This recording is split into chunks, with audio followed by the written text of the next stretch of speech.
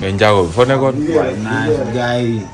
gars yi nee nañ yow jëloon nga gaal gi bàyyi dem Espagne bàyyi yow looy wax ci loolu. ñu ngi woon Gambie de. bilaay gars yi dañoo réeré mbir rek. dañoo réeré mbir de yow doo kuy jël gaal de. maanaam. ban message ngay lancé par rapport ak booy yi jël gaal yi. waaw gars yi mooy loolu. boo amee da ngay dee. boo ñàkkee da ngay dee.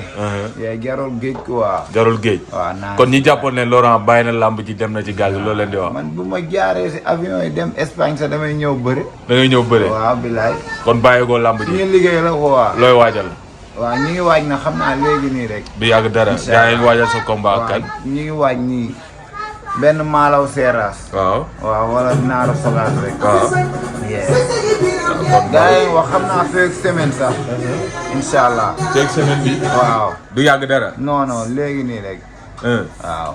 léegi par rapport ak ñi nga xamante ne nii ñu ngi dem ci gaal gi. di fa dee loo leen di conseiller. waaw. du logique quoi. du logique de. bilaay mais gars yi tamit xam nga rek. lu ñuy dund ba waaw lu ñuy yëg ba di dem foofu. ñoom ñoo ko xam waaw mais bilaay. nekkul li gën. waaw logiqueul quoi. du logique nañ toog ñafande ko fi. affaire yaa ngi fi bu judduwaat lay doon quoi. day metti si ñoom. waaw bilaay affaire yi moo loolu boo ko fi xaaree sax mun nga ko fi am. waaw. lees waxul quoi. lees waxul. sëñ Fallou bilaay. ñu ngi waajal combat Modou Lo Siteu. dem mu nekkoon seen dernière face à face wala avant dernière face to face. xam naa ban état nga gis si état wu Siteu psychologiquement nan nga ko gisee démb. waaw bi mu jugee Gambie ñibbisi. non instant bi muy nekk Gambie gisante ngeen. ñoo doon entraîné. yéen a doon entraîné. waaw mu ñëw ak état boobu noonu loo ci wax. waaw dañuy gën a yokk rek. ndax combat capital la ko waa. di ko ñaanal ndam. parce que ñëpp loolu lañ wax ne nañ jàmm gën musul bëree combat royal. kon jot na tey. ñëpp topp ko ñëpp jàppale ko ñëpp taxawu ko.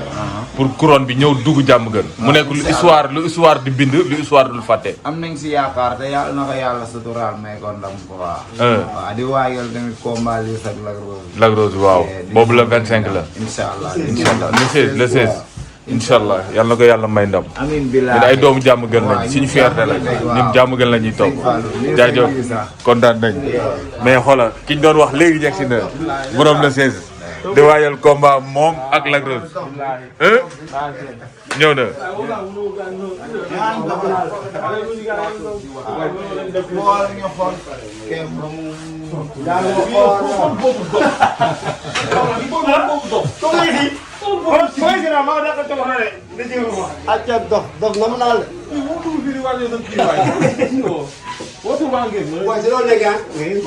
léegi Gambie bi nga fay nekk nekkoo fa di nelaw ñëw nga ak état.